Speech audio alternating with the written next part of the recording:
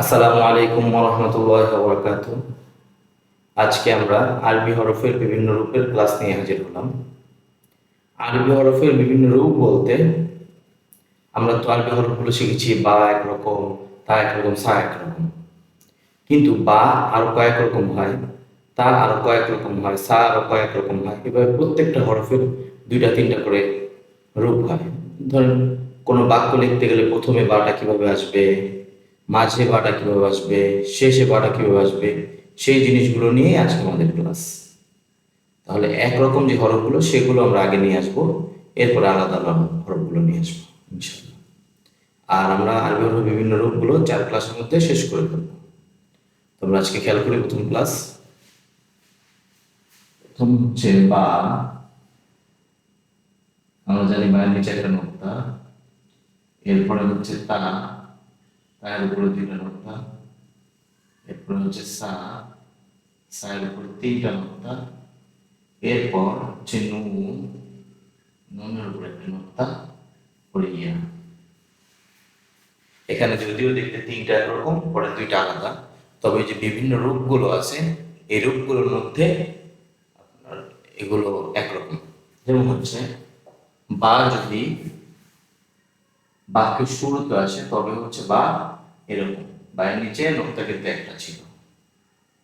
এরপরে তা, তার উপরে 2টা নোক্তা, এরপরে সা, সায়ের উপরে 3টা নোক্তা, এরপরে হচ্ছে নুন, নুনের মধ্যে নোক্তা কয়টা? একটা। তাহলে নুনের নোক্তাটা যেহেতু উপরে, তাহলে এই উপরে দিয়ে দেবো, নুনের নোক্তা একটা, নুন। এরপরে ইয়া, ইয়ার মধ্যে আমরা বলেছিলাম 2টা নোক্তা, 2টা নোক্তা।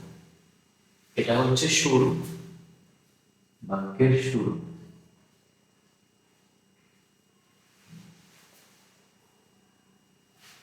মাঝে,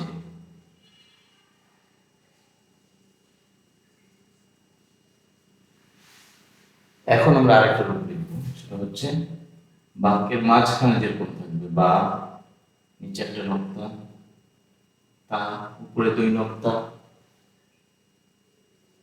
সা উপরে 3 নোক্তা, নুন উপরে 1 নোক্তা, ইয়া নিচে 2 নোক্তা।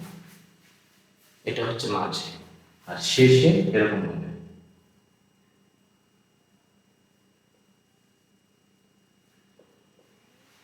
তাহলে বাক্যের শুরুতে যদি আসে এইভাবে আসবে।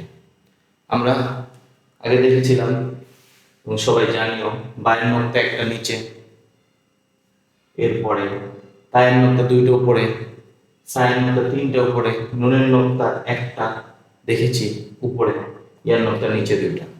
তাহলে আমরা এইভাবে পড়তে পারি হরফ চেনার জন্য, বা, বা, বা। যেহেতু বায়ের নোক্তা একটা, এখান থেকে দেখবো আর একটা নোক্তা কিসে আছে, দেখবো নুনে আছে, নুন, নুন, নুন। বায়ের নোক্তা নিচে, নুনের নোক্তা উপরে। যখন আমরা দেখবো নোক্তা নিচে আছে তখন বুঝে নিব এটা বা। যখন দেখবো নোক্তা একটা উপরে আছে তখন বুঝে নিব এটা নুন। ঠিক এইভাবেই তায়ের নোক্তাও 2টা এবং উপরে, ইয়ার নোক্তাও 2টা কিন্তু নিচে। যখন আমরা দেখবো উপরে 2 নোক্তা তখন বুঝে নিব এটা হচ্ছে তা, যখন দেখবো নিচে 2 নোক্তা তখন বুঝে নিব ইয়া, আর যখন দেখবো 3 নোক্তা তখন সা। যদিও সা এবং শিনে 3টা নোক্তা, তবে সা এবং শিন দেখতে আলাদা, অতএব এদের মধ্যে কোনো মুসাবা লাগার কোনো ইয়ে নেই, সন্দেহ নেই। কিন্তু এগুলোর মধ্যেই মুসাবা লাগতে পারে। কখনো বাকে নুন, নুনকে বা, এটা বলে ফেলতে পারে বাচ্চারা। কখনো তাকে ইয়া, ইয়াকে তা বলে ফেলতে পারে। কিন্তু যদি আমরা খেয়াল করি বা এভাবে যদি পড়তে পারি, বা, বা, বা, এরপরে এক হরফ, এক মুক্তাওয়ালা কোন হরফটা আছে সেটার দিকে খেয়াল করে আমরা পড়তে পারি নুন, নুন, নুন। এরপরে আমরা পড়তে পারি তা, তা, তা, ইয়া, ইয়া, ইয়া, যেহেতু 2 নোক্তাওয়ালা। এরপরে সা, সা, সা। তাহলে আমরা পড়বো হচ্ছে এভাবে, 1 নোক্তাওয়ালা হরফ 2টা আছে, এই 2টা প্রথম পড়বো, এরপর 2 নোক্তাওয়ালা হরফ 2টা আছে, সেই 2টা তারপরে পড়বো, এরপর 3 নোক্তাওয়ালা হরফ আছে এটা পড়বো।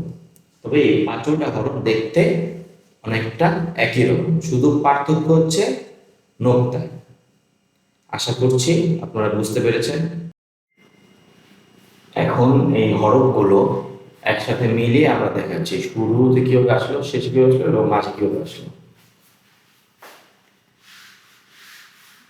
আমাদের এগুলো ভালোভাবে খেয়াল করতে হবে, এই ক্লাসটা আমাদের ভালোভাবে খেয়াল করতে হবে, তাহলে আমরা খুব সহজে সামনের পড়াগুলো করতে পারবো। আর আমাদের হরফ চেনা হয়ে গেলে খুব অল্প সময়ের মধ্যে আমরা কোরআন দেখে পড়তে পারবো। শুধু সময় যাবে আমাদের হরফ চেনার মধ্যে। জি, আচ্ছা, আমরা দেখেছিলাম বা শুরুতে আসে এইভাবে, মাঝে আসে এইভাবে এবং শেষে আসে এইভাবে। এখন আমি এই তিনটাকে মিলিয়ে দেখাচ্ছি। বা, বা, বা। এই যে বা, প্রথম বাটা এখানে আসছে, এরপরে এই যে মাঝের বা, এই বাটা এখানে আছে এবং শেষের বা এটা এখানে আছে। বোঝা গেল? বা প্রথমে আসলো এটা, মাঝখানে আসলো এটা এবং শেষে আসলো এটা। আশা করছি সকলে বুঝতে পেরেছেন। সুস্থ থাকবেন, ভালো থাকবেন। আসসালামু আলাইকুম ওয়া রাহমাতুল্লাহি ওয়া বারাকাতুহু।